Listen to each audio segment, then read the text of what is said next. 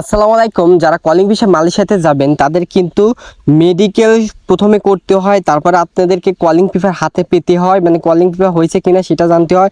ই visa সম্পর্কে আপনাদের জানার দরকার এবং ফ্লাইটের বিস্তারিত সম্পর্কে আপনাদের জানার দরকার।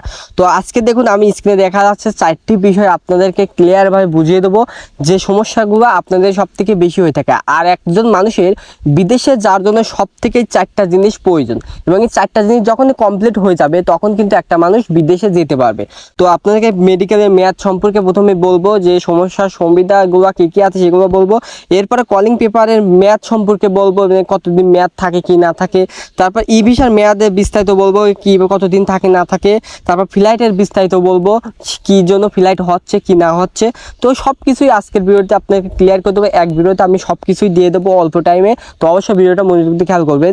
তো বন্ধুরা, লাস্টের দিকে আপনাদের কয়েকটি কথা বলবো যেগুলো সব থেকে আপনাদের গুরুত্বপূর্ণ। এই জন্য আপনারা লাস্ট পর্যন্ত ভিডিওটা কিন্তু দেখবেন। আপনাদেরকে এই 4টি বিষয় জানার পর আমি একটা গুরুত্বপূর্ণ কথা বলবো, যেটা আপনার বিদেশ যাওয়ার জন্য সব থেকে বেশি গুরুত্বপূর্ণ, আপনার খুবই প্রয়োজন। তো অবশ্যই সেইটুক ভিডিও দেখার জন্য আপনারা লাস্ট পর্যন্ত ভিডিওটা দেখবেন। আর যদি চ্যানেলটি না সাবস্ক্রাইব করে রাখেন এখনই করে দিন, কারণ এখন নতুন নতুন ভিডিও সবার আগে পাওয়ার জন্য। তো চলুন চলে যাই স্ক্রিনে। তো বন্ধুরা, চলে আসলাম স্ক্রিনে। তো ফার্স্ট অফ অল যে কাজটা করতে হয়, মেডিকেল কিন্তু সর্বপ্রথম করতে হয়। তো এখন অনেকেরই একটা প্রশ্ন বেশি থাকে যে ভাইয়া, যে মেডিকেলের মেয়াদ কতদিন পর্যন্ত থাকে। তো সাধারণত আপনি মেডিকেল করার রিপোর্ট বের হওয়ার সময় থেকে 3 মাস পর্যন্ত কিন্তু আপনাদের মেডিকেলের মেয়াদ থাকে। এই প্রশ্নটা সব থেকে বেশি আমাকে করা হয়েছে যে ভাইয়া, আমার তো মেডিকেলের মেয়াদ 3 মাস, আমার কলিং ইস্যু হয় নাই, তো আমার কি আবার মেডিকেল করতে হবে? তো আরও অনেকে এই প্রশ্নটা করে যে ভাইয়া, মেডিকেলের মেয়াদ 3 মাস, আমার কলিং ইস্যু হয়েছে, এরপরও কিন্তু আমি কলিং পেপার হাতে পাইনি, তারপরে কি আমার মেডিকেল করতে হবে? তো সম্পূর্ণ কিছু এই ভিডিওতে ক্লিয়ার করে দেবো। তো মনোযোগ সহকারে খেয়াল করুন। তো যারা মেডিকেল করার পর থেকে যে রিপোর্ট থেকে যে 3 মাস পর্যন্ত টাইম থাকে, 3 মাসের যদি একটা দিন আগেও যদি আপনার কলিং ভিসে মানে কলিং পেপারটা হাতে পান, বা কলিং ইস্যুটা যদি হয় অনলাইনে, যদি আপনার কলিং ইস্যু হয় মেডিকেল করার একদিন আগ পর্যন্ত, মানে ম্যাচ শেষ হওয়ার একদিন আগে আপনার কলিং ইস্যুটা হয়েছে, তারপরও আপনার আর মেডিকেল করতে হবে না, ঠিক আছে? তো আপনার যদি একদিন আগেও যদি কলিং ইস্যুটা হয় ম্যাচ শেষের, তারপরও আপনার আর কোনো মেডিকেল করতে হবে না।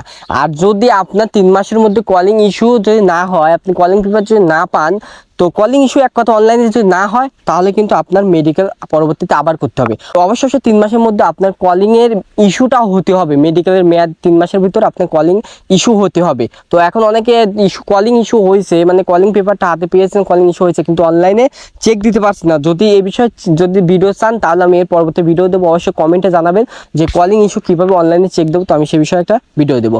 তো যাই হোক, এরপরে আপনাদের যেটা আছে, তো এরপর আছে কলিং পেপারের মেয়াদের বিস্তারিত। তো অনেকেই কিন্তু জানেন না যে কলিং পেপারের মেয়াদ কতদিন থাকে এবং কতদিন পর্যন্ত হয়। তো এখন আপনাদেরকে ক্লিয়ার করে দেবো, যদি আপনার কলিং পেপারটা আপনি হাতে পান, আসলে কলিং পেপারে কোনো মেয়াদ নেই, ঠিক আছে? মানে মেয়াদ মানে এটার কোনো টাইম নেই যে 3 মাস কি 2 মাস, এটা কোনো টাইম নেই। মানে কলিং পেপারটা এমন একটি পেপার যে কলিং পেপারটা পাওয়ার পরে আপনার ধরুন কাজ 90% হয়ে যায়, মানে 90% আপনার কাজ হয়ে গেছে। কলিং পেপারটা যখন আপনি হাতে পাবেন, তো বিদেশ যাওয়ার জন্য আপনার 90% কাজ হয়ে যাবে এবং আপনার 1 মাস কি 1.5 মাস কি 2 মাস কি 15 দিন পর হলেও আপনি কিন্তু বিদেশের জন্য ফ্লাইটটা হয়ে যাবে, মানে কলিং ইস্যুটা হবে, তারপর ই ভিসাটা হয়ে যাবে, তারপর আপনি কিন্তু চলে যেতে পারবেন। তো অবশ্যই আপনি যারা কলিং পেপারটা পেয়েছেন তাদের কিন্তু টেনশন নেই, তাদের কাজ কিন্তু প্রায় শেষের দিক, আর কিছু কাজ হলে আপনারা যেতে পারবে। তো এই বিষয়ে কোনো মেয়াদ নেই। তো অনেকে মেয়াদ বিষয় জানতে চান, তো এটা কোনো 1 মাস 2 মাস কোনো মেয়াদ নেই। এটা হচ্ছে আপনারা যে কোনো সময় আপনাদের টাইমটা হয়ে গেলে আপনারা যাইতে পারবেন। তো আপনার এজেন্ট থেকে প্রয়োজন আরও ভালোভাবে জানতে পারবেন, তারপর আমি বলে দিলাম এটা কোনো মেয়াদ নেই। আচ্ছা, এরপর যে প্রশ্নটা আছে, তো এরপর যেটা আছে সেটা ই ভিসার মেয়াদের বিস্তারিত। তো এখন আপনারা যে ই ভিসার মেয়াদের বিস্তারিত, এখন অনেকেই প্রশ্ন করতে পারেন যে ভাইয়া, ই ভিসার মেয়াদ কতদিন থাকে, মানে এর মেয়াদ আছে কি না? তো হ্যাঁ, এইটার মেয়াদ মাত্র 3 মাস 90 দিন আছে। তো ই ভিসার মেয়াদ সর্বোচ্চ 3 মাসই হয়। তো এখন আপনারা অনেকে প্রশ্ন করতে পারেন যে ভাই, আমাদের এজেন্ট তো বলছিল যে ই ভিসার মেয়াদ তো 1 বছর হয়, আমরা তো জানি 1 বছর হওয়ার কথা ছিল আমাদের, তো 3 মাস কেন? এটা হচ্ছে আপনার বিদেশ যাওয়ার জন্য ভাই, আপনার এটা বিদেশ যাওয়ার জন্য এই ই ভিসাটা, এটা হচ্ছে আপনার কিন্তু যখন মালয়েশিয়াতে যাবেন আপনি, তখন কিন্তু আপনার আবার মেডিকেল করতে হবে, তখন একটা ই ভিসা হবে। ওই ই ভিসার মেয়াদ থাকবে 1 বছর। আর এখন আপনি বাংলাদেশ থেকে যেহেতু আপনি বিদেশে যাবেন, আপনি যাওয়ার জন্য আপনার যে ভিসাটা লাগবে, ই ভিসাটা, সেটা হচ্ছে 3 মাসের মেয়াদে এটা করা, ঠিক আছে। তো আপনার ওইখানে গেলে মালয়েশিয়া যাওয়ার পর আবার মেডিকেল হবে, মেডিকেল হওয়ার পর কিন্তু আবার আপনার কিন্তু ই ভিসাটা বের হবে, সেটা মেয়াদ থাকবে 1 বছর। তো এটার মেয়াদ 3 মাস 90 দিন। অবশ্য মনোযোগ দিয়ে খেয়াল করলেন, তো শুনলেন এবং বুঝতে পারলেন, ঠিক আছে। তো এটা মনে রাখবেন, আপনার মেয়াদ কিন্তু 3 মাস। তো 3 মাসের মধ্যে আপনার কিন্তু এই মেয়াদ থেকে আপনার ফ্লাইট সম্পূর্ণ কিছু হয়ে যাবে, আপনার কোনো টেনশন নেই। ই ভিসা আসার পর কিন্তু কাজ পড়াই শেষ। তো এরপর যেটা আছে তো ফ্লাইটের বিস্তারিত। তো অনেকেই কিন্তু ফ্লাইটের বিস্তারিত সম্পর্কে জানেন না। তো অনেকের একটা বড় সমস্যা হয় যে যে ফ্লাইট কিন্তু হচ্ছে না, আমার সবই কমপ্লিট, জাস্ট ফ্লাইটটা হচ্ছে না কেন। তো আপনার যখন মেডিকেল কমপ্লিট, কলিং পেপার হাতে পাবেন এবং ই ভিসাও যখন আপনার হয়ে যাবে, তখন কিন্তু আপনার ফ্লাইটের বার্তা চলে আসবে। এখন অনেকেই যেটা বলেন যে প্রশ্ন যে ভাই আমার ফ্লাইট তো সবারই 10-15 দিনের মধ্যে হয়, কিন্তু আমার 1 মাস লাগতেছে কেন, কি 10-15 দিনও হচ্ছে না কেন। তো এই প্রশ্নটা সবার অনেকেই থাকে। তো আপনার ফ্লাইটের সময় লাগার কারণটা কি? তো একটা এজেন্ট যখন মালয়েশিয়াতে যখন মানুষগুলো পাঠায়, তখন কিন্তু তাদের একটা গ্রুপ থাকে, 20 জন 25 জন 30 জন একটা গ্রুপ থাকে। একটা ফ্লাইটে 20 জন কি 25 জন যাবে।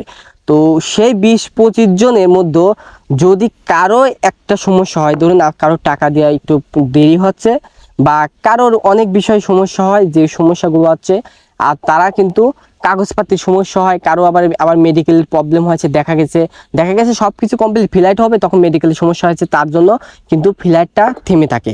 তো অবশ্যই যে 20 জনের একটা গ্রুপ থাকে, সেই গ্রুপে যদি 1-2-1 জনের যদি কোনো রকম সমস্যা হয়, তাহলে কিন্তু তার জন্য আপনাদের যাওয়াটা দেরি হয়। মানে এক ফ্লাইটের পরে ফ্লাইটে হয়, পরে ফ্লাইটটা ডেটটা পিছিয়ে দেওয়া হয়। তো অবশ্যই টাকা পয়সার লেনদেনের বেশিরভাগ সমস্যা হয়।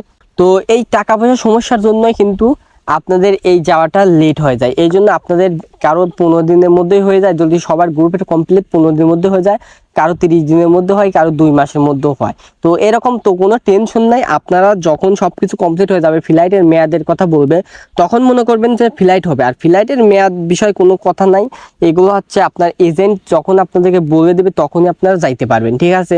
অবশ্যই আপনাদের যে 4টি প্রশ্নগুলো ছিল, এই 4টির বিষয় জানা কিন্তু খুবই প্রয়োজন ছিল। তো এই জন্য আমি হালকাভাবে বিস্তারিত আপনাদের জানিয়ে দিলাম, আমি যতটুকু আমার অভিজ্ঞতা আছে তার মধ্যে আপনাদেরকে জানিয়ে দিলাম। তো আমি কিন্তু যেটুকু জানি সেটুকু আপনাদের সাথে শেয়ার করি, আপনাদেরকে উপকার করার চেষ্টা করি। তো অবশ্যই লাস্টে একটা কথা বলতে চাইছিলাম, যে কথাটা সেই কথাটা এখন বলি। তো যারা মালয়েশিয়াতে যাইতে চাচ্ছেন, তারা কিন্তু অবশ্যই অনলাইনে সব কিছু ঠিকঠাক আছে কিনা দেখতে পারেন, মানে সব কিছু কমপ্লিট আছে কিনা সব কিছু দেখে নেবেন। কারণ আপনার স্বপ্নটা কিন্তু আপনার কাছে, আপনার যার মাধ্যমে যাচ্ছেন তার কাছে কিন্তু আপনার স্বপ্নটা না। তো অবশ্যই যা কিছু মানে দিবেন, সব কিছু ভেবেচিন্তে দিবেন। অবশ্য এখানে অনেকেই কিন্তু লোন নিয়ে কিন্তু বিদেশে যায়, অনেকেই কিন্তু জমি বিক্রি করে দেয়, মানে একজন এক কাজের জন্য কিন্তু সবকিছু বন্ধক রেখে কিন্তু তারপর যায়, মানে অনেক কষ্টের ফসল। তো অবশ্যই আপনারা অনলাইনে সবকিছু ঠিকঠাক আছে নাকি সবকিছু চেক করে নেবেন। যে কোনো বিষয় যদি আপনারা না জানতে পারেন, ধরুন অনেক কিছু মেডিকেল বিষয়, আরো অনেক কিছু বিষয় আগে ভিডিও দিয়েছি, তো আপনি চাইলে আমার চ্যানেলে দেখতে পারেন। অনলাইনে বিভিন্ন রকম জিনিস, যেমন কোম্পানির নাম সার্চ করে বের করা, আপনার কোম্পানি অরিজিনাল নাকি, তারপর আপনারা কিভাবে রেজিস্ট্রেশন নাম্বার বের করবেন, সবকিছু আপনার মেডিকেলের যে রিপোর্টটা সেটা অনলাইনে আছে কিনা, মানে আপনার কলিং পেপার হয়েছে কিনা, সবকিছু অনলাইনে আছে কিনা, এইসব বিষয়ে আমি অনেক ভিডিও দিয়েছি, আপনি চাইলে আমার চ্যানেলে দেখতে পারেন, নিচে দেওয়া আছে। তো অবশ্যই একটা একটা করে দেখে নেবেন, তাহলে আপনার সুবিধা, ঠিক আছে। অনলাইনে সবকিছু ঠিকঠাক থাকলে তারপর সবকিছু টাকা জমা দিবেন। তো যাই হোক, আজকে ভিডিও এই পর্যন্তই। তো চ্যানেলটি যদি না সাবস্ক্রাইব করে রাখেন তো এখনই করে দিন, কারণ এরকম নতুন নতুন ভিডিও সবার আগে পাওয়ার জন্য। তো এরকম নতুন নতুন ভিডিও আমি সবার আগে দেবো। যে কোনো বিষয় যদি জানা থাকে আমাকে কমেন্টে করবেন, আমি সেই বিষয়ে আপনাদেরকে ভিডিও দিয়ে দেবো। তো সকল ভালো থাকবেন, সুস্থ থাকবেন, আল্লাহ হাফেজ, আসসালামু আলাইকুম।